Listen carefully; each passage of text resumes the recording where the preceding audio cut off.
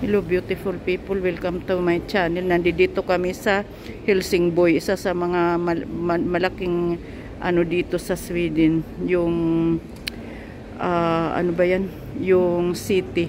Meron ngayon dito food festival, ano, dun sa labas. Isbinirik ya guot ha, isbinirik. Ano init, ano tong tawag dito, malaking building, Kinutpungtin. Ano ito dito, yung ano ito ng train at saka bus. Dito pag sasakay ka ng train, bus at saka yung ferry boat na papunta ng Denmark, dyan yan sila. Tingnan nyo ang daming tao kasi ano to yung food festival. Ayan yung Hotel Marina. Ayan yung ano,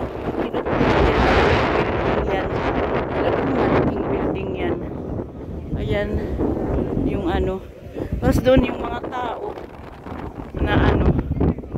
O sige guys,